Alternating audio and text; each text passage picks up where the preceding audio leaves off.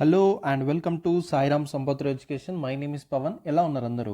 So మనం TGPSC and APPSC aspirants కోసం current affairs అయితే డీల్ చేసుకుంటూ వస్తున్నాం కదండి. సో ఈరోజు కొన్ని ఇంపార్టెంట్ టాపిక్స్ అయితే మాట్లాడుకుందాము. సో కరెంట్ అఫైర్స్ అనేది చాలా డామినెంట్ రోల్గా ప్లే చేయడం అయితే జరుగుతుంది. సో టీజీపీఎస్సీలో మనం మెయిన్గా గ్రూప్ 2 కానీ, గ్రూప్ 1 కానీ, గ్రూప్ 3 కానీ, గ్రూప్ 4 కానీ పేపర్ 1లో కరెంట్ అఫైర్స్ అనేవి ఎంత లేదన్నా 25 నుంచి 30 క్వశ్చన్స్ అయితే రావడం అయితే జరుగుతుంది, డైరెక్ట్గా ఇండైరెక్ట్గా. సో మన కరెంట్ అఫైర్స్ అనేవి నెగ్లెక్ట్ చేయొద్దు. సో ఎగ్జామ్కి ఒక 1 మంత్ కూర్చొని 12 మంత్స్ కరెంట్ అఫైర్స్ అనేవి చదివి అవి గుర్తుపెట్టుకోలేక అంత పని చేయడం అవసరం లేదు. జస్ట్ ఏంటంటే మనం ఒక 1-2 అవర్స్ అయితే స్పెండ్ చేసుకొని ఉందామండి డైలీ కరెంట్ అఫైర్స్ మీద. సో మా యొక్క కరెంట్ అఫైర్స్ అందించే ఏదైతే ఉందో మీ యొక్క పేపర్స్ అనాలిసిస్ చేసి ఏ టాపిక్ మీద మనకు అడుగుతున్నాడు అనే విషయాలు నేను గుర్తించి అలాంటి టాపిక్స్ని మీతో డిస్కస్ చేయడం అయితే జరుగుతుందన్నమాట. ఓకేనా? సో ఈరోజు మనం ఒక 8 టాపిక్స్ అయితే మాట్లాడుకోబోతున్నాం. ఫస్ట్ వన్ వచ్చేసి జూమైర్ బిందానీ డ్యాన్స్ అండి. So prime minister Narendra Modi గారు ఈ యొక్క పర్టికులర్ డ్యాన్స్లో మనకి పార్టిసిపేట్ కూడా చేయడం జరిగింది. ఈ పర్టికులర్ డ్యాన్స్ని దాదాపు 8,000 మెంబర్స్ మనకి పార్టిసిపేట్ చేయడం జరిగింది అనమాట ఈ యొక్క డ్యాన్స్లో. సో దీని గురించి ఇన్ డీటెయిల్గా మనం చదువుకుందాం. అండ్ వల్చర్ పాపులేషన్ అనేది ఇంక్రీజ్ అయిందని చెప్తున్నారు. మన ఇండియాలో చూసుకుంటే ఏ స్టేట్లో ఈ యొక్క వల్చర్ పాపులేషన్ అనేది ఇంక్రీజ్ అయిందనే విషయాన్ని మనం తెలుసుకోవాలి. సో మనకు అడగడానికి ఛాన్స్ ఉంటుంది. అండ్ అదేవిధంగా వల్చర్ పాపులేషన్లో మన ఇండియాకి సంబంధించిన 9 స్పీషీస్ అని మనకి ఇండియాలో సంబంధించి ఉన్నాయండి. ఈ 9 స్పీషీస్ అని ఐఎస్ఐ రెడ్ లిస్ట్లో ఏ విధంగా ఉంది వాటి యొక్క స్టేటస్ అని మనం చదువుకోవాలి. అండ్ వీనా కన్వెన్షన్ అనేది కూడా న్యూస్లో ఉంది, దీని గురించి కూడా చదువుకుందాం. And times women of the year 2025 list అనేది ఒక రిలీజ్ అయిందండి. ఇందులో భాగంగా మన ఇండియా సంబంధించిన ఒక ఉమెన్ మనకి ఈ యొక్క లిస్ట్లో రావడం జరిగింది. ఎవరు ఏంటని మనం చదువుకుందాం. అండ్ అదేవిధంగా కూనో నేషనల్ పార్క్ అనేది కూడా న్యూస్లో ఉండడం జరిగిందండి. సో చీతాస్ ఏవైతే ఉన్నా మనకి రీఇంట్రడక్షన్ తీసుకొచ్చారు కదా. సో రీసెంట్గా కొన్ని చీతాస్ అనేవి ఈ కూనో నేషనల్ పార్క్లో కూడా కొన్ని తీసుకొచ్చి రీఇంట్రడ్యూస్ చేశారనే విషయము రీసెంట్గా న్యూస్లో వచ్చిందన్నమాట. సో దాని గురించి కూడా కొంచెం చదువుకుందాం. And Baltic sea, so Baltic sea అనేది కూడా న్యూస్లో ఉందండి. దీనికి సంబంధించిన బార్డర్స్ కంట్రీస్ ఏంటి అనేది మనం చదువుకోవాలి. అండ్ అదేవిధంగా బయోడైవర్సిటీతో బయో ఎకానమీ, ఇది మనకి పిఐబిలో వచ్చిందండి. సో దీని గురించి కూడా ఇన్ డీటెయిల్ మనం చదువుకుందాం. అసలు ఏంటి బయోడైవర్సిటీ నుంచి బయో ఎకానమీకి చేస్తున్న మనకి ఇనిషియేటివ్స్ కానీ గవర్నమెంట్ సపోర్ట్ కానీ ఏంటి అనే విషయాలు మనం నేర్చుకుందాం. అండ్ అదేవిధంగా ministry of mines classifies barytes felspar mica quartz as a major minerals. So మనకి క్రిటికల్ మినరల్ మిషన్ అనేది మనకి స్టార్ట్ చేశారు కదండి. అందులో భాగంగా మనకి ఇండియా అనేది ఈ యొక్క మినరల్స్ సంబంధించిన వాటి మీద చాలా రీసెర్చ్ అయితే చేయడం జరుగుతుంది. సో రీసెంట్గా మనకి మినిస్టర్ ఆఫ్ మైన్స్ వాళ్ళు ఏం చెప్పారంటే ఈ యొక్క బ్యాటరీస్ ఫెల్స్ మీకా అండ్ కాట్స్ ఏదైతే ఉందో ఇవి మనకి మేజర్ మినరల్స్ అని క్లాసిఫై చేయడం జరిగిందనమాట. సో దీని గురించి కూడా చదువుకుందాం. So these are the important topics as of now అండి. సో మనకి డైలీ కనీసం ఎంత లేదన్నా ఒక 5-6 టాపిక్స్ అని మినిమం మనకి కరెంట్ అఫైర్స్లో రావడం అయితే జరుగుతుందన్నమాట. సో అటు పాలిటీ కావచ్చు, హిస్టరీ కావచ్చు, ఎకానమీ కావచ్చు, నార్మల్ జనరల్ అవేర్నెస్ సంబంధించిందని కావచ్చు, అండ్ ఎన్విరాన్మెంట్ పరంగానే కానీ జాగ్రఫీ పరంగానే కానీ చాలా ఇంపార్టెంట్ అనమాట. సో మనకి డైనమిక్ పార్ట్ ఏదైతే ఉందో మనకి అప్డేట్ అవుతూ ఉండాలి. సో స్టాటిక్ పార్ట్ అనేది మీ బుక్లో మీ ఏదైతే కాన్సెప్ట్స్ ఉంటాయో అవన్నీ మీరు చదువుకొని ఉండాలి. స్టాటిక్ పార్ట్ అనేది స్టాటిక్తో పాటు ఎప్పుడైతే డైనమిక్ పార్ట్ ఎప్పుడైతే యాడ్ అవుతుందో అప్పుడు మీ ప్రిపరేషన్ అనేది ఈజీ అవుతుంది. అండ్ మెయిన్గా నేను నోట్స్ మేకింగ్ గురించి ఫస్ట్ క్లాస్ నుంచి చెప్తున్నాను. సో నోట్ మేకింగ్ అనేది చేసుకోండి, చాలా ఇంపార్టెంట్. సో లేట్ చేయకుండా ఇంకా డిస్కషన్లోకి వెళ్ళిపోదాం. డిస్కషన్లోకి వెళ్ళిపోయే ముందు సాయిరామ్ సంపత్ర ఎడ్యుకేషన్ ఛానల్లో శివరాత్రి సేల్ అని మనకి తీసుకోవడం జరిగిందండి. ఇందులో భాగంగా మీకు అన్ని కోర్సెస్ మీద మీకు 50% ఆఫ్ అయితే లభించడం జరుగుతుంది. ఈ పర్టికులర్ ఆఫర్ ఏదైతే ఉందో ఓన్లీ 28th ఫిబ్రవరి వరకే మనకు ఉంటుంది. So TGPSC and APPSC group 1 మీద మనకి 5,000 రూపీస్ అయితే అందించడం జరుగుతుంది. And TGPSC and APPSC group 2 అయితే మనకి 2,500కి కోర్స్ అయితే లభించడం జరుగుతుంది. చాలా కాంప్రహెన్సివ్ క్లాసెస్ అయితే కవర్ చేయడం జరుగుతుంది. ఇందులోనే మీకు పీడిఎఫ్ మెటీరియల్స్ ప్రొవైడ్ చేయడం జరుగుతుంది. అండ్ ఇందులోనే మీకు టెస్ట్లు కూడా ఇంక్లూడ్ అవ్వడం జరుగుతుంది అనమాట. ఓకేనా? సో వెరీ ఈ మంచి ఆపర్చునిటీ అండి. సో యూటిలైజ్ చేసుకోండి. ఆల్ కోర్సెస్ మీద మీకు 50% ఆఫ్ అయితే రావడం జరుగుతుంది. సో 28th ఫిబ్రవరి వరకు అయితే లాస్ట్ డేట్ అనమాట. ఓకేనా? రైట్. సో లేట్ చేయకుండా ఇంకా డిస్కషన్లోకి వెళ్ళిపోదాం. వీడియోని అయితే 1.2xలోని 1.5xలో స్పీడ్లో పెట్టుకుని అయితే చూడండి. First topic Jhumoir Binandini dance. So రీసెంట్గా 8,000 ఆర్టిస్ట్ అనే వాళ్ళు ఈ జుమర్ డ్యాన్స్ పర్ఫామ్ అనేది చేశారండి. ఇది ఒక ట్రెడిషనల్ ఫోక్ డ్యాన్స్ పర్ఫార్మెన్స్ అంటే ప్రైమరీగా ఆదివాసీ ట్రైబ్స్ వాళ్ళు చేయడం అయితే జరుగుతుందన్నమాట. సో ఈ డ్యూరింగ్ హార్వెస్ట్ సీజన్ టైంలో ఈ యొక్క పర్టికులర్ జూమర్ బినంద్ అనే డ్యాన్స్ అనేది చేయడం జరుగుతుంది. రీసెంట్గా 8,000 ఆర్టిస్ట్ అని వాళ్ళు పర్ఫామ్ చేశారు. సో చాలా ఇంపార్టెంట్. సో దీని మీద మనకి క్వశ్చన్ రావడానికి ఛాన్స్ ఉంటుంది. పీఎం నరేంద్ర మోడీ గారు కూడా ఈ పర్ఫార్మెన్స్ని చూడడానికి కూడా వెళ్ళడం జరిగింది, పార్టిసిపేట్ చేయడం అయితే జరిగిందనమాట. సో మెయిన్గా వీళ్ళు చూసినట్టయితే ఇక్కడ మనకి ఇన్స్ట్రుమెంట్స్ అని కూడా వాడతారు. మదాల్, డోల్, తాల్, ఫ్లూట్ అనే ఇన్స్ట్రుమెంట్స్ కూడా యూజ్ చేస్తారని కూడా ఇక్కడ వాళ్ళు చెప్పడం జరిగింది. ఈ విధంగా వాళ్ళు రోస్లో నిలబడి ఇక్కడ లైన్లో నిలబడి ఒకరికొకరు చేతిలో మనకి ఇలా నడుము దగ్గర చేతులు పట్టుకొని వాళ్ళు ఒక రిథమిక్ వేలో సింగింగ్ అని చేయడం జరుగుతుంది ఈ విధంగా. ఓకేనా? సో మీకు కనిపిస్తుంది అనుకునే ఇమేజ్ అనేది. ఓకేనా? సో ఈ విధంగా వీళ్ళు పర్ఫార్మెన్స్ అయితే చేయడం జరుగుతుంది. సో దీన్నే మనము జుమైర్ బినందిని డ్యాన్స్ అంటారు. ఓకేనా, right. So the dance is celebration of community culture and rich heritage of the tea tribes. ఓకేనా, సో గుర్తుపెట్టుకునేది టీ ట్రైబ్స్ మెయిన్గా క్రాస్గా మనకి అస్సాంలో చూడడం అయితే జరుగుతుంది. చాలా చాలా ఇంపార్టెంట్, రైట్, గుర్తుపెట్టుకోండి. సో మెయిన్గా ఏంటంటే మీరు నార్త్ ఈస్టర్న్ స్టేట్లకు సంబంధించిన వాటి యొక్క డ్యాన్స్ ఫామ్స్ గురించి కానీ, ట్రెడిషనల్ ఫోక్స్ కానీ, ఫోక్ డాన్సెస్ కానీ, మ్యూజిక్ కానీ, అండ్ ఇలాంటి టైప్స్ ఆఫ్ ట్రైబ్స్ గురించి కానీ మీకు చాలా చాలా ఇంపార్టెంట్. తప్పకుండా వాటి మీద మనకు అడగడానికి ఛాన్స్ ఉంటుంది. ఓకేనా, సో మీరు చేయాల్సిన హోంవర్క్ ఏంటంటే నార్త్ ఈస్టర్న్ స్టేట్స్ గురించి బార్డర్స్ చదువుకోండి, అక్కడ ఉన్న మేజర్ ట్రైబ్స్ గురించి చదువుకోండి, అండ్ వాళ్ళకి సంబంధించిన డ్యాన్స్ ఫామ్స్ అనేవి కానీ, అండ్ వాళ్ళకి సంబంధించిన మ్యూజిక్కి సంబంధించిన వాటి విషయాల గురించి కూడా అన్నీ చదువుకోండి. ఓకేనా, అక్కడ మనకి కొన్ని ఇంపార్టెంట్ స్పీచెస్ అనేవి కూడా ఉంటాయన్న. సో నార్త్ ఈస్టర్న్ సైడ్లో కొన్ని ఇంపార్టెంట్ స్పీచెస్ అండ్ వాళ్ళు జరుపుకున్న ఫెస్టివల్స్, ఇది చాలా చాలా ఇంపార్టెంట్, మర్చిపోయాను. ఓకేనా, వాళ్ళు జరుపుకునే ఫెస్టివల్స్ అనేవి కూడా చాలా చాలా ఇంపార్టెంట్. సో మేజర్ ట్రైబ్స్ అనేవి చదువుకొని అక్కడ ఉన్న ఫెస్టివల్స్ ఏంటి, ట్రైబ్స్ ఎవరున్నారు, అండ్ అదేవిధంగా సో ఈ విధంగా ఈ రీసెంట్గా వచ్చిన ఈ పర్టికులర్ డాన్స్ ఫామ్ ఏంటంటే దాదాపు 8,000 ఆర్టిస్ట్ అనే వాళ్ళు పార్టిసిపేట్ చేసి పర్ఫార్మెన్స్ అయితే చేశారన్న. సో అందుకే న్యూస్లో రావడం జరిగింది. సో గుర్తుపెట్టుకోండి, very very important. Next topic చూడండి, వల్చర్ పాపులేషన్ ఇంక్రీజ్ అయిందని చెప్పేసి రీసెంట్గా న్యూస్లో రావడం జరిగిందండి. సో రీసెంట్గా స్టేట్ లెవెల్ సెన్సెస్ అనేది కండక్ట్ చేయడం జరిగింది. As per the state level census ఇండియాలో ఇప్పుడు హైయెస్ట్ నెంబర్ ఆఫ్ వల్చర్ ఉన్న స్టేట్ ఏంటంటే Madhya Pradesh with the number of 12,981 vultures. Very very important. ఇప్పుడు వల్చర్స్ గురించి కొన్ని ఇంపార్టెంట్ ఫ్యాక్ట్స్ అయితే తెలుసుకుందాం. Vultures are large social raptors that live on every continent except Antarctica and Australia. Antarctica and Australia తప్ప మిగతా కాంటినెంట్స్లో మనకి కనిపించడం జరుగుతుంది వల్చర్స్ అనేవి. చాలా చాలా ఇంపార్టెంట్ పాయింట్ ఇది, తప్పకుండా మనకు అడుగుతాడు. సో ఇట్లాంటి పాయింట్స్ని పిక్ చేసి మనకి స్టేట్మెంట్ ఇవ్వడం అయితే జరుగుతుంది అనమాట. ఓకేనా, ఎక్సెప్ట్ అంటార్టికా, ఆస్ట్రేలియా తప్ప మిగతా కాంటినెంట్స్లో మనకి వల్చర్స్ అయితే కనిపించడం అయితే జరుగుతుంది. ఓకేనా, so they live predominantly in tropic, sub ట్రాపిక్స్లో మనకి కనిపించడం జరుగుతుంది. సో మనకి అయితే ఇది ఈ విధంగా చూసినట్టయితే ఇది మనకి ఈక్వేటర్ ఉన్నది కదండి, ఇది మనకి ట్రాపిక్ అన్న, ఇది మనకి సబ్ ట్రాపిక్ ఏరియా అనడం అయితే జరుగుతుంది అనమాట. ఓకేనా, మెయిన్గా ఈ ఏరియాలో మనకి కనిపించడం అయితే జరుగుతుంది ఈ వల్చర్స్ అనేటివి. So they are nature efficient scavengers and play crucial on ecosystem by removing carrion such as cattle crackers keeping the environment clean. So ఈ వల్చర్స్ అనేవి ఏవైతే ఉన్నాయో స్కావెంజ్ చేసుకోవడం అయితే జరుగుతుందండి. సో ఏదైనా ఒక పర్టికులర్ ఐటమ్, ఒక సబ్జెక్ట్ అనేది, ఇప్పుడు ఫర్ ఎగ్జాంపుల్ ఏదన్నా లయన్ కావచ్చు, లేదన్నా ఏదో ఒక యానిమల్ కావచ్చు, అది మనకి చనిపోయినప్పుడు డీకంపోజ్ చేసే యాక్టివిటీలో మనకి వల్చర్స్ అనేవి చాలా ఇంపార్టెంట్ రోల్గా ప్లే చేయడం అయితే జరుగుతుందన్నమాట. ఓకేనా, సో ఇవి లేకపోతే మనకి ఏంటంటే ఎన్విరాన్మెంట్ అనేది క్లీన్గా ఉండదండి. ఓకేనా, సో దీనివల్ల ఏంటంటే ఎన్విరాన్మెంట్ క్లీన్గా ఉంటుంది. సో ప్రతిదీ ఇక్కడ మనకు ఒక సైకిల్ లాగా కనిపించడం జరుగుతుంది. ఎన్విరాన్మెంట్లో ఒకదాని మీద ఒకటి డిపెండ్ అవ్వడం జరుగుతుంది. ఓకేనా, so they are the primary natural animal disposable system in India. So చెప్పాను కదా, సో మనకి డిస్పోజల్ సిస్టంలో ఇది ప్రైమరీ న్యాచురల్ యానిమల్ అనమాట. ఏదైనా ఒక యానిమల్ అనేది డీకంపోజ్ అయినప్పుడు దాన్ని టోటల్గా డిస్పోజల్ చేసే సిస్టమ్ అంతా ఈ వల్చర్ని మనకి చూసుకోవడం జరుగుతుంది. మెయిన్గా వాటిని స్కావెంజర్స్ అంటాం. ఈ స్కావెంజర్స్లో మనకి చాలా రావచ్చు అండి. వన్ ఆఫ్ ద స్కావెంజర్ మనకి వల్చర్ ఉంటే ఇది మనకి ప్రైమర్ న్యాచురల్ యానిమల్గా ఉండడం అయితే జరిగింది. ఓకేనా, ఇండియాలో ఇది మనకి primer natural animal disposal system in ఇండియాలో మనకి చెప్పడం జరుగుతుంది. చాలా చాలా ఇంపార్టెంట్, గుర్తుపెట్టుకోండి. సో వల్చర్ పాపులేషన్ కనుక ఒకవేళ డిక్రీజ్ అవుతే it will increase in rats and feral dogs raising the risk of disease spread. So ఒకవేళ వల్చర్ పాపులేషన్ అని కనుక మనకి డిక్రీజ్ అయిపోతే మనకి ర్యాట్స్ అనేవి ఇంక్రీజ్ అవుతాయి, ఫెరల్ డాగ్స్ అనేవి ఇంక్రీజ్ అయిపోతాయి. దీని ద్వారా మనకి డిజీజ్ అనేది ఈజీగా స్ప్రెడ్ అవ్వడానికి ఛాన్స్ ఉంటుంది అనమాట. ఓకేనా, సో ఒకదాని మీద ఒకటి డిపెండ్ అవ్వడం అయితే జరుగుతుంది ఈ యొక్క ఎన్విరాన్మెంట్లో. ఓకేనా, సో ఎన్విరాన్మెంట్ కాన్సెప్ట్లో మీకు ఈ స్పీషీస్ గురించి ఇంకా ఇన్ డీటెయిల్గా మాట్లాడడం అయితే జరుగుతుంది. సో చాలా చాలా ఇంపార్టెంట్. అక్కడ మీకు ఫుడ్ వెబ్ అనే కాన్సెప్ట్ వస్తుంది, అండ్ అదేవిధంగా ఫుడ్ చైన్ అనే కాన్సెప్ట్ వస్తుంది. సో అక్కడ మీకు వీటి గురించి స్పీషీస్ అనే ఏ విధంగా మనకి డిపెండ్ అవుతున్న ఒకదాని మీద ఒకటి అనేది మీకు అక్కడ అర్థమవుతుంది.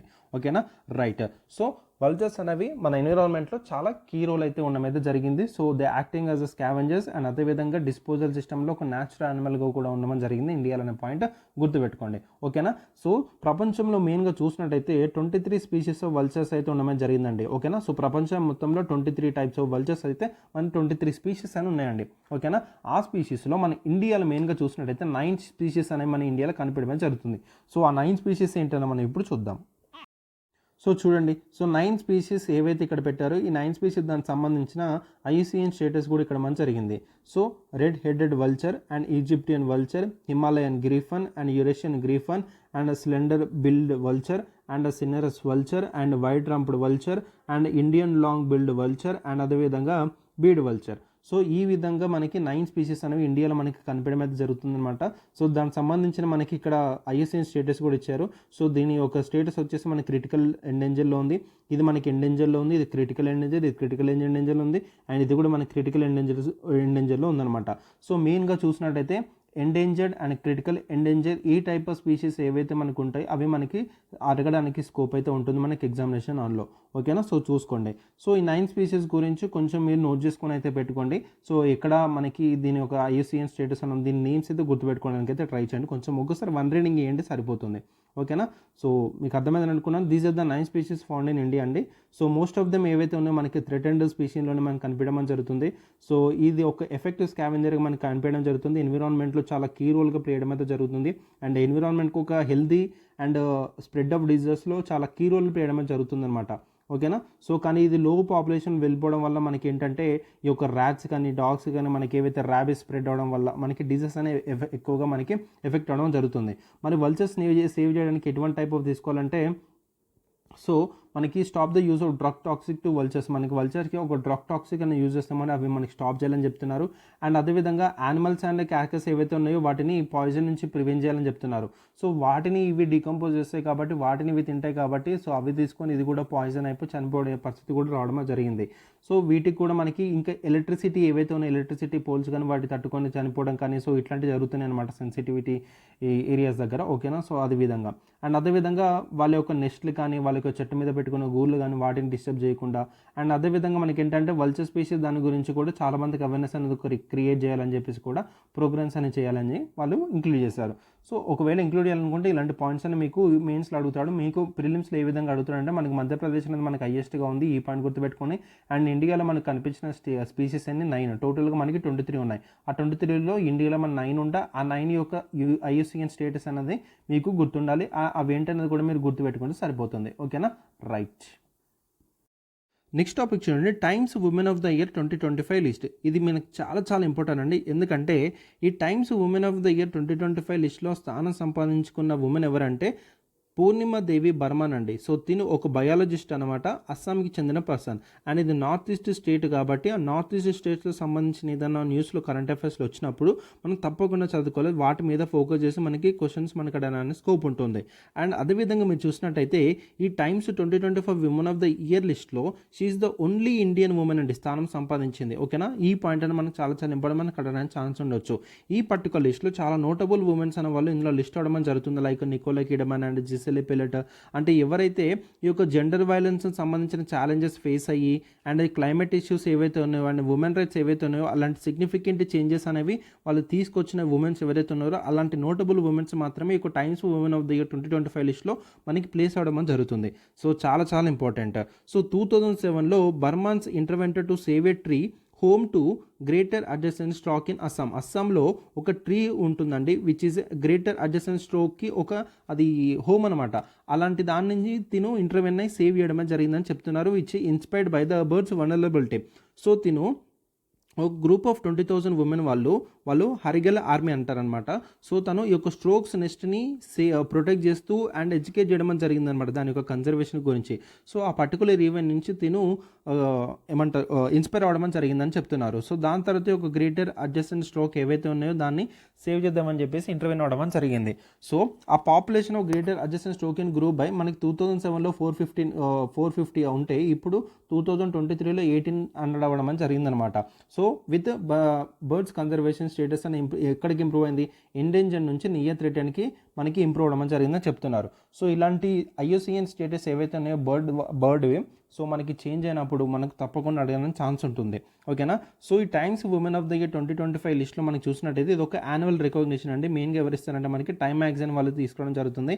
ఎవరైతే ఉమెన్ యొక్క సిగ్నిఫికెంట్ చేంజెస్ తీసుకొస్తారో లైక్ చాలా ఛాలెంజెస్ అని ఫేస్ చేసి లైక్ ఇన్ ద టాప్ మెయిన్గా ఎట్లాంటి అంటే జనరల్ వైలెన్స్ కానీ క్లైమేట్ ఇష్యూస్ కానీ ఉమెన్ రైట్స్ కానీ సో ఇట్లాంటి వాటి మీద వాళ్ళు చాలా సిగ్నిఫికెంట్ కాంట్రిబ్యూషన్స్ కానీ చేంజెస్ కానీ తీసుకొని వస్తే అలాంటి ఉమెన్ ఈ యొక్క particular times women of the year 2025 లిస్ట్లో మనకి చేర్చడం అయితే జరుగుతుందన్నమాట. సో ఇప్పుడు ఈ ఇలా మనకి పూర్ణిమాదేవి బర్మన్ గారు ఈ యొక్క పర్టికులర్ లిస్ట్లో మనకి స్థానం సంపాదించడం జరిగింది. షీఈస్ ఫ్రమ్ అస్సాం అండ్ తిని ఒక బయాలజిస్ట్ అనే పాయింట్ మీరు గుర్తుపెట్టుకోవాలి. ఓకేనా, రైట్. నెక్స్ట్ టాపిక్ చూడండి, కూనో నేషనల్ పార్క్. రీసెంట్గా 5 చీతాస్ అనేటివి కూనో నేషనల్ పార్క్లో రిలీజ్ చేశారని న్యూస్లో రావడం జరిగిందండి. ఈ కూనో నేషనల్ పార్క్ అనేది మనకి మధ్యప్రదేశ్లో లొకేట్ అవ్వడం జరిగింది. So very very important. So ఇది మధ్యప్రదేశ్, ఇక్కడ మనకి కూనో నేషనల్ పార్క్ అనేది లొకేట్ అవ్వడం జరిగింది. ఓకేనా, right. So it is located in Morena and Sheopur district of Madhya Pradesh. So next near Vindhya hills, very very important. So మనకి వింధ్యా హిల్స్ ఉన్నాయి అండ్ అదేవిధంగా మనకి సాత్పురా రేంజెస్ కూడా ఉంటాయి. సో అది చాలా చాలా ఇంపార్టెంట్. సో మనకి మెయిన్గా చూసినట్టయితే ఇండియాలో మనకి ఈ హిల్స్ అనేవి ఎక్కడెక్కడ ఉన్నాయి అండ్ అదేవిధంగా మనకి మౌంటైన్ రేంజెస్ కానీ అండ్ అదేవిధంగా అవి మీకు చాలా చాలా ఇంపార్టెంట్. మెయిన్గా ఇక్కడ మనకి ఉన్న విద్యా మౌంటైన్స్ కానీ సాత్పురా రేంజెస్ కానీ మనకి చాలా చాలా ఇంపార్టెంట్ అనమాట. సో తప్పకుండా మనకు అడగడానికి ఛాన్స్ ఉంటుంది. It derives its name from the meandering Kuno river, one of the main tributaries of the Chambal river and that graces the region. So ఈ కూనో రివర్ అనేది మనకి ఒక పర్టికులర్ నేషనల్ పార్క్లో మనకి వెళ్ళడం జరుగుతుందండి. So which is one of the tributary of Chambal river. So Chambal river అనేది దేని యొక్క ట్రిబ్యూటరీ, యముని యొక్క ట్రిబ్యూటరీ. ఓకేనా, సో చంబాల్ రివర్ అని చాలా చాలా ఇంపార్టెంట్, గుర్తుపెట్టుకోండి. సో చంబాల్ రివర్ అనేది యముని యొక్క ట్రిబ్యూటరీ. ఈ కూనో రివర్ ఏదైతే ఉందో చంబాల్ యొక్క ట్రిబ్యూటరీ అనమాట. ఈ కూనో నేషనల్ పార్క్ నుంచి కూనో రివర్ అనేది మనకి ఫ్లో అవుతుందని చెప్పడం జరుగుతుంది. ఓకేనా, సో గుర్తుపెట్టుకుని అందుకే నేషనల్ పార్క్ కూడా కూనో నేషనల్ పార్క్ అని పేరు పెట్టడం జరిగింది. సో ఇనిషియల్గా దీన్ని వైల్డ్ లైఫ్ సెంచరీగా మనకి ఎస్టాబ్లిష్ చేశారు. సో 2018లో మన గవర్నమెంట్ నేషనల్ పార్క్ స్టేటస్ అయితే ఇవ్వడం అయితే జరిగిందనమాట. So it was selected under the action plan for introduction of the cheetah in India. So action plan for introduction of cheetah మనకి తీసుకోవడం జరిగిందంటే ప్రాజెక్ట్ చీతా కింద మనకి తీసుకోవడం జరిగింది. పర్టికులర్ నేషనల్ పార్క్ని సెలెక్ట్ చేసుకోవడం జరిగిందనమాట. ఓకేనా, సో ఈ యొక్క కూనో నేషనల్ పార్క్ అనేది మంచి వెజిటేషన్ చూస్తున్నట్టయితే గ్రాస్లాండ్ రీజన్ అండి. సో ఇక్కడ మనకి రాకీ అవుట్ క్రాప్స్ అనేవి కూడా కనిపించడం జరుగుతుంది. గ్రాస్లాండ్ రీజన్ అయితే పాయింట్ గుర్తుపెట్టుకుని ఇక్కడ మీరు గుర్తుపెట్టుకోవాల్సిన పాయింట్ ఏంటంటే సో 5 చీతాస్ మెయిన్గా మీకు ప్రాజెక్ట్ చీతా గురించి చదవాలన్నమాట. ఓకేనా, సో ప్రాజెక్ట్ చీతా ఏంటి, సో దాని గురించి సంబంధించిన విషయాలు మీరు నేర్చుకోవాలి. సో ఎక్కడ నుంచి ఏ పర్టికులర్ కంట్రీ నుంచి మనం ప్రాజెక్ట్స్ ఈ యొక్క చీతా నుంచి తీసుకొచ్చి మన కూనో నేషనల్ పార్క్లో మనం రిలీజ్ చేస్తామనే విషయాలు మీకు తెలియాలన్నమాట. సో ప్రాజెక్ట్ చీతా గురించి అయితే మీరు కొంచెం రీసెర్చ్ చేయండి అన్న. అండ్ నాకు కామెంట్ సెక్షన్లో ఏ కంట్రీ నుంచి మనము ఈ యొక్క చీతాస్ అనేవి తీసుకొచ్చి మన ఇండియన్ నేషనల్ పార్క్లో మన కూనో నేషనల్ పార్క్లో రిలీజ్ చేశారనేది పాయింట్ నాకు కామెంట్ సెక్షన్లో తెలపని నేను చూస్తాను. ఓకేనా, right. So Kuno national park ఎక్కడ ఒకటే ఉంది మనకి మధ్యప్రదేశ్లో ఒకటి ఉంది, which is near the Vindhya hills. చాలా చాలా ఇంపార్టెంట్. ఓకేనా, సో వింధ్యా హిల్స్ వల్ల మనకి సాత్పురా రేంజెస్ ఇస్తాడు.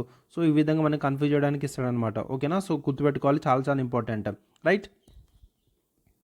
సో నేషనల్ పార్క్లో ఫ్లోరా ఫానా ఏ విధంగా ఉందని మనకి ఇవ్వడం జరిగిందనమాట. ఇక్కడ మనకి కరతై, సాలై అండ్ కైర్ ట్రీస్ అనేవి ఇక్కడ మనకి చాలా డామినెంట్గా కనిపిస్తుందని చెప్తున్నారు. సో 123 టైప్స్ ఆఫ్ స్పీషీస్ ఉన్నాయి, 32 ఎక్సాటిక్ అండ్ క్లైంబింగ్ స్పీషీస్ ఉన్నాయి, 34 బ్యాంబూస్ టైప్స్ ఆఫ్ స్పీషీస్ అని చెప్పడం జరుగుతుంది. అండ్ అదేవిధంగా ఇక్కడ మనకి jungle cat, Indian leopard, sloth bear, Indian wolf, striped hyena ఇలాంటి టైప్ ఆఫ్ స్పీషీస్ అనేవి కూడా మనకు కనిపించడం జరుగుతుంది.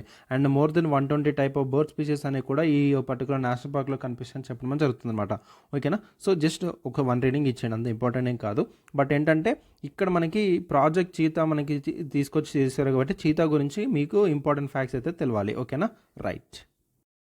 నెక్స్ట్ టాపిక్ చూడండి, Baltic sea. So Baltic sea అనేది రీసెంట్గా న్యూస్లో ఉండడం జరిగిందండి. సో దానికి సంబంధించిన కంట్రీస్ అనేవి మీకు చాలా చాలా ఇంపార్టెంట్. సో బార్డర్ కంట్రీస్ అనేవి ఏ విధంగా ఉన్నాయి, ఏ కంట్రీతో బార్డర్ అయి ఉన్న విషయాలు మీకు చాలా చాలా ఇంపార్టెంట్ అనమాట. ఓకేనా, సో ఇక్కడ మనకి బాల్టిక్స్ ఏదైతుందో ఇది is semi enclosed inland sea in northern Europe అండి. ఓకేనా, సో నార్థన్ యూరోప్లో మనకి పర్టికులర్ లొకేట్ అవ్వడం జరిగింది బాల్టిక్ సీ అనేది. సో చాలా చాలా important. So it is an arm of the north Atlantic ocean. ఇక్కడ మనకి నార్త్ అట్లాంటిక్ ఓషన్ ఉంటుంది, దాని యొక్క ఆర్మ్ అనమాట ఇది. ఓకేనా, సో దాన్ని ఆనుకొని ఉంటుంది. ఓకేనా, so it stretches from the southern Denmark to the Arctic circle. So southern Denmark నుంచి ఇక్కడ మనకి ఆర్కిటిక్ సర్కిల్ వరకు ఇది స్ట్రెచ్ అవ్వడం జరుగుతుందని చెప్తున్నారు. అండ్ ఇక్కడ మనకి separate the Scandinavian peninsula and అదేవిధంగా from rest of the continental Europe. ఇది మనకి స్కాండినేవియన్ పెనిన్సులా అయితే ఇది మనకి యూరోప్ అండి. సో ఇది మనకి సపరేట్ చేయడం అనేది జరుగుతుంది. ఓకేనా, సో బాల్టిక్ సీ అనేది. సో ఇక్కడ మనకి డానిష్ స్ట్రేట్ త్రూ ద్వారా మనకి అట్లాంటిక్ ఓషన్ని కనెక్ట్ చేయడం జరుగుతుంది. ఓకేనా, సో డానిష్ స్ట్రేట్ ద్వారా. సో ఈ పాయింట్స్ అయితే మీరు గుర్తుపెట్టుకోవాలి.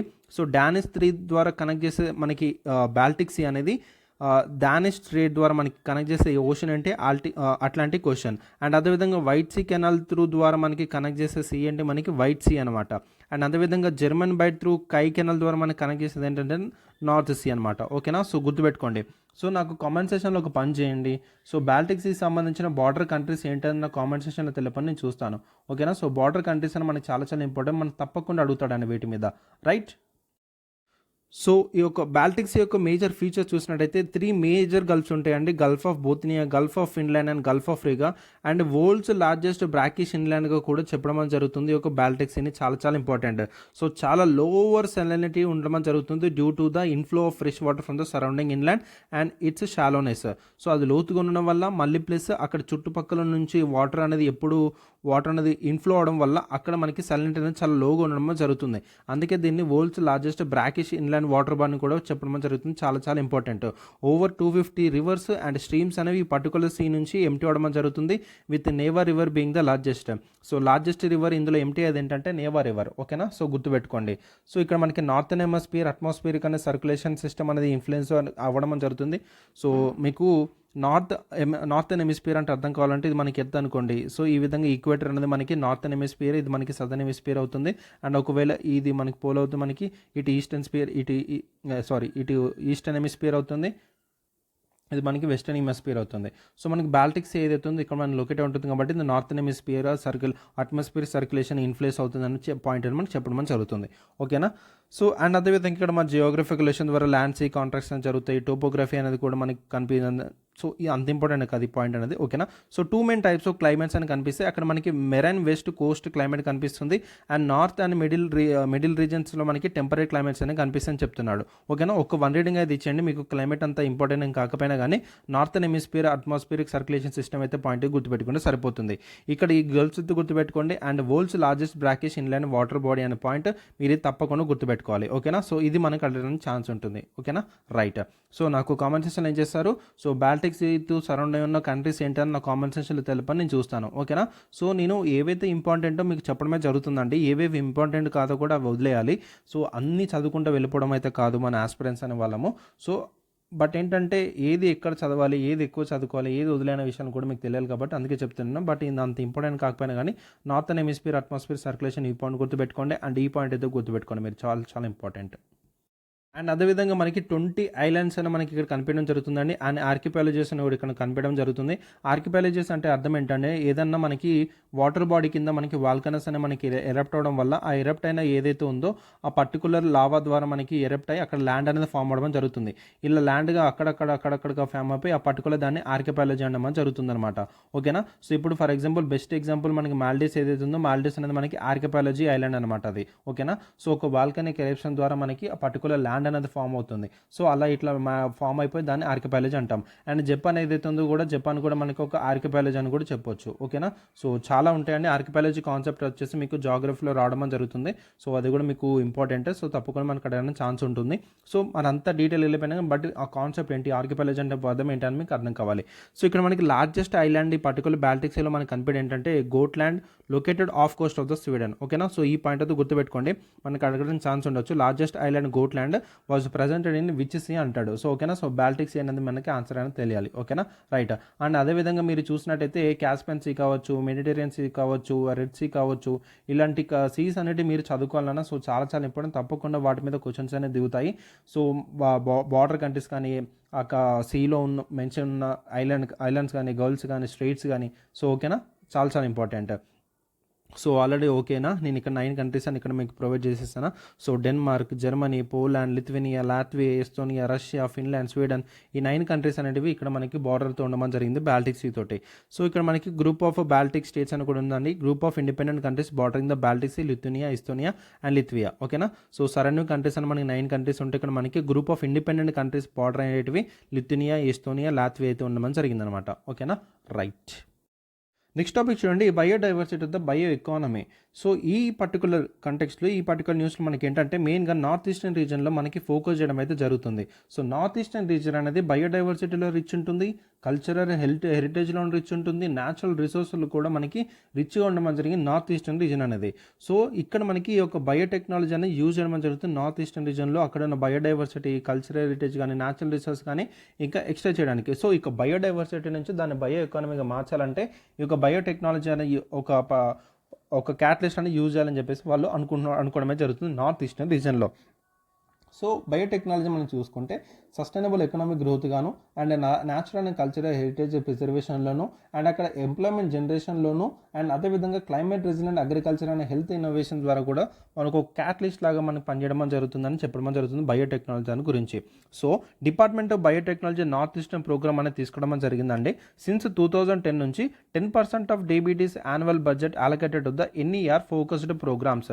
సో ఈ 2010 నుంచి మనకి ఈ యొక్క 10% ఆఫ్ డీబీటీస్ యాన్యువల్ బడ్జెట్ అనేది ఈ నార్త్ ఈస్టర్న్ రీజన్ ఫోకస్ దాని మీద మనకి ప్రోగ్రామ్స్ మీద ఫోకస్ చేయడం జరుగుతుంది. ఓకేనా. సో డిపార్ట్మెంట్ ఆఫ్ బయోటెక్నాలజీకి అయితే ఎంత 10% ఇస్తారో ఆ పర్టికులర్ దాంట్లో మనకి బడ్జెట్ ఆలోకేషన్ దాంట్లో 10% ఈ యొక్క నార్త్ ఈస్టర్న్ రీజన్ దాని మీద ఫోకస్ చేయడం జరుగుతుంది, మెయిన్గా బయోటెక్నాలజీ అనే యూజ్ చేయడం కోసం. సో మెయిన్గా ఏంటంటే ఈ యొక్క ఎండమిక్ బయో రిసోర్సెస్ ఏవైతే ఉంటాయో వాటిని హార్నెస్ చేయకుండా అండ్ అదేవిధంగా బయోటెక్ ఎడ్యుకేషన్ అండ్ రీసెర్చ్ని ప్రమోట్ చేయడానికి and local employment bio based enterprises అని క్రియేట్ చేయడానికి ఈ యొక్క particular department of biotechnology north eastern program అయితే తీసుకోవడం అయితే జరిగింది.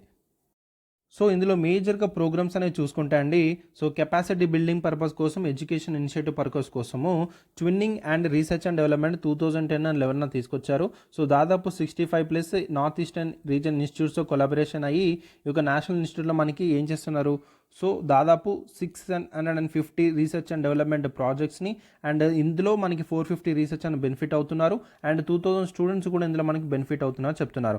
అండ్ బయోటెక్ హబ్స్ అనేవి కూడా సిన్స్ 2011 నుంచి స్టార్ట్ చేశారండి. ఇప్పటివరకు చూసుకుంటే 126 హబ్స్ అనేవి నార్త్ ఈస్టర్న్ రీజన్లో biotech research and education purpose కోసము ఎస్టాబ్లిష్ చేస్తారని చెప్తున్నారు. అండ్ ఫేజ్ 2లో కూడా మనకి 54 హబ్స్ అనేవి కూడా ఫోకస్ చేసి local issues and specialized research మీద ఫోకస్ చేయడానికి 54 హబ్స్ ఎస్టాబ్లిష్ చేస్తారని చెప్పేసి చెప్తున్నారు. అండ్ అదేవిధంగా biotechnology labs in senior secondary schools 2014 అని తీసుకొచ్చారు. ఇందులో మేజర్గా ఏంటంటే labs to cultivate biotech interest at school లెవెల్లో ఈ యొక్క బయోటెక్ ఇంట్రెస్ట్ అనేది కలిగించడానికి ల్యాబ్స్ అనేవి క్రియేట్ చేయడం అయితే జరిగింది. And visiting research professorship and program 2015 ఇక్కడ ఎమినెంట్ సైంటిస్ట్ ఎవరైతే ఉంటారో ఈ యొక్క లోకల్ బయోటెక్ ఎడ్యుకేషన్ని అప్లిమెంట్ చేయడానికి ఎక్స్పర్టీస్ సంబంధించిన ఎమినెంట్ సైంటిస్ట్ వాళ్ళు తీసుకోవడం విజిట్ రావడం జరుగుతుంది. అండ్ స్పెషలైజ్డ్ ట్రైనింగ్ ప్రోగ్రాంలో కెమికల్ ఎకాలజీ ప్రోగ్రామ్. సో ఇందులో మేజర్గా tailor training for PhD and post doc research like with institutes NCBS ISC. So అంటే పెద్ద పెద్ద ఇన్స్టిట్యూట్స్తో కూడా కొలాబరేట్ అయ్యి వాళ్ళకి PhD and post doc researchers అనే ట్రైనింగ్ ఇప్పిస్తారని చెప్పేసి మాట్లాడుకోవడం అయితే జరుగుతుందన్నమాట. ఓకేనా, రైట్. నెక్స్ట్ మనకి genomics drive research in human health comprehensive workshop of the biomedical research molecular genetics and clinical sample and మెయిన్గా ఏంటంటే బయోటెక్నాలజీ అనేది నార్త్ ఈస్టర్న్ రీజన్లో యూజ్ చేయడం అయితే జరుగుతుందండి. ఇక్కడ మనకి మేజర్గా ఎడ్యుకేషన్ పర్పస్ గురించి చెప్తున్నారు. ఈ ఎడ్యుకేషన్లో మనకి ఏంటంటే దాదాపు చాలా పెద్ద ఇన్స్టిట్యూషన్తో కొలాబరేట్ చేస్తున్నారు అండ్ బయోటెక్ హబ్స్ అని కూడా క్రియేట్ చేస్తున్నారు. అండ్ అదేవిధంగా అక్కడ స్కూల్ లెవెల్లో ల్యాబ్స్ అని కూడా క్రియేట్ చేయడం జరుగుతుంది. అండ్ అదేవిధంగా ఎమినెంట్ సైంటిస్ట్ అనే వాళ్ళు కూడా అక్కడ విజిట్ అవ్వడం జరుగుతుంది. అండ్ అదేవిధంగా ఒక స్పెషలైజ్డ్ ట్రైనింగ్ ప్రోగ్రామ్స్ కూడా ఇవ్వడం జరుగుతుంది. సో ఈ విధంగా నార్త్ ఈస్టర్న్ రీజన్లో ఎడ్యుకేషన్ పర్స్పెక్టివ్లో మనకి ఏంటంటే బయోటెక్నాలజీ అనేది ఈ విధంగా వాళ్ళు ప్రోగ్రామ్స్ అనేవి కండక్ట్ చేయడం జరుగుతుంది. Next agriculture and farmer focus initiative కనుక చూసినట్టయితే department of biotechnology north east center for agriculture biotechnology అనే ఇనిషియేటివ్ తీసుకురావడం జరిగిందండి. ఇది ఇప్పుడు ఫేజ్ 3లో ఉంది. ఇక్కడ మనకి ఫార్మర్స్ని ఎన్హాన్స్ చేయడం కోసము అండ్ మేరుగా ఈ యొక్క క్రాప్ రిజైలెన్స్ అనే ప్రొడక్టివిటీలో రీసెర్చ్ సపోర్ట్ చేయడం కోసం ఈ యొక్క ఇనిషియేటివ్తో ముందుకు రావడం జరిగింది.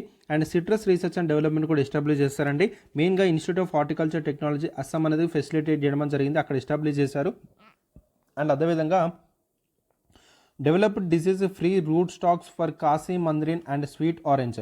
అక్కడ పండించి ఏవైతే Khasi mandarin and sweet orange ఏవైతే ఉన్నాయో అక్కడ ఫ్రీ రూట్ స్టాక్స్ సంబంధించిన యొక్క డిసీజ్ అనేది కూడా వాళ్ళు డెవలప్ చేయడం జరిగింది ఈ యొక్క సిట్రస్ రీసెర్చ్ అండ్ డెవలప్మెంట్ దాంట్లో. ఓకేనా. నెక్స్ట్ మెడిసినల్ ప్లాంట్ కల్టివేషన్ అని కూడా చేస్తున్నారండి. Like curcuma cassia, high volume lemon grass అనేది కూడా అక్కడ కల్టివేట్ చేయడం జరుగుతుంది దాదాపు 64.1 acres. సో 649 ఫార్మర్స్ను కూడా వాళ్ళు ట్రైన్ చేస్తున్నారు. సస్టైనబుల్ ఫార్మింగ్ ప్రాక్టీసెస్లో కూడా ఎంటర్ప్రీనర్స్ తయారు చేస్తున్నారని చెప్పేసి కూడా వాళ్ళు చెప్పడం జరుగుతుంది. So value addition to indigenous fruits. So explored డయోసినియా ఇండికా which is Assam apple for products like jams, pickles, juices దాంట్లో వాడుతున్నారు. And conducted awareness campaigns in tribal communities of Assam and Meghalaya. So చూసారా, ఇప్పుడు ఇంతవరకు మనం ఎడ్యుకేషన్ పరంగా ఏ విధంగా ఇనిషియేటివ్ తీసుకొచ్చారో డిపార్ట్మెంట్ ఆఫ్ బయోటెక్నాలజీ అని చూసాం. ఇప్పుడు అగ్రికల్చర్ ప్రాక్టీసెస్లో మేజర్ ఎటువంటి టైప్ ఆఫ్ చేసుకున్నారంటే ఇక్కడ మనకి సెంటర్ ఫర్ అగ్రికల్చర్ ఇక్కడ ఫార్మర్స్ని సపోర్ట్ చేయడానికి, క్రాప్ రిజిలియన్స్ని ప్రొడక్టివిటీ ఇంక్రీజ్ చేయడానికి, అండ్ ఇక్కడ మనకి చూసినట్టయితే వాళ్ళు పండిస్తున్న పంటలు ఏవైతే ఉన్నాయో అవి డిజీజ్ని కూడా డెవలప్ చేయకుండా వాటిని ఎలా చేయాలని చెప్పేసి రీసెర్చ్ అండ్ డెవలప్మెంట్ చేస్తున్నారు. అండ్ మెడిసినల్ ప్లాంట్ కూడా కల్టివేట్ చేస్తున్నారు. సో అదేవిధంగా ఇండిజినస్ ఫ్రూట్స్ ఏవైతే ఉంటాయో వాటిని కూడా ఎక్స్ప్లోర్ చేయడానికి కూడా వీళ్ళు డిపార్ట్మెంట్ ఆఫ్ టెక్నాలజీ వాళ్ళు ఉపయోగపడడం అయితే జరుగుతుంది. అండ్ మేజర్ అచీవ్మెంట్స్ కనుక ఇన్నోవేషన్స్ కనుక చూసినట్టయితే అగ్రికల్చర్ ఇన్నోవేషన్లో bacterial blight resilient rice variety అని పట్కాయ అయితే మనకి కనుగొనడం జరిగిందంటే చాలా ఇంపార్టెంట్, గుర్తుపెట్టుకోండి. ఇది అస్సాం అగ్రికల్చర్ యూనివర్సిటీ వాళ్ళు డెవలప్ చేశారు. సో గుర్తుపెట్టుకోండి, Patkai what is recently scene in the news, అది రిలేటెడ్ టు మనకు అడుగుతారు అనమాట. ఇట్ ఈస్ మనకి ఒక అగ్రికల్చర్ ఇన్నోవేషన్ అనమాట. ఇది ఒక రైస్ వెరైటీ. సో ఇది ఎవరు డెవలప్ చేశారు? అస్సాం అగ్రికల్చర్ యూనివర్సిటీ వాళ్ళు డెవలప్ చేశారు. ఓకేనా. So combines resistance with flood tolerance. So మనకి చూసినట్టయితే ఫ్లడ్ టాలరెన్స్కి రెసిస్టెంట్గా ఉంటుందని చెప్పడం జరుగుతుంది ఒక పట్కాయ్ రైస్ వెరైటీ అనేది. అండ్ వెటర్నరీ లైఫ్ స్టాక్ ఇన్నోవేషన్స్గా చూసినట్టయితే లాటరల్ ఫ్లో అసే అనేది ఒక ఫర్ బ్రూసిలస్ డిటెక్షన్. సో బ్రూసిలస్ ఏదైతే ఉందో విచ్ ఇస్ ఒక వెటర్నరీ అంటే లైఫ్ స్టాక్ దాంట్లో మెయిన్గా కనిపించే ఒక డిజీజ్ టైప్ అనమాట. సో దానిని డిటెక్ట్ చేయడానికి ఒక లాటరల్ ఫ్లో అజే ఎల్ఎఫ్ఏ అనేది మనకి కనుక్కోవడం జరిగింది. It is a rapid detection tool with high sensitivity livestock disease management. So livestock disease management ఏ విధంగా ఉన్న విషయాలు తెలుసుకోవడానికి వీళ్ళు ఒక లాటరల్ ఫ్లో అజే అనేది కనుక్కోవడం జరిగింది. ఓకేనా, right. Next digital and technological సొల్యూషన్స్లో మెయిన్గా చూసినట్టయితే pig disease diagnostic expert system అనేది కూడా తీసుకొచ్చారు. ఇది ఒక మొబైల్ యాప్ అండి.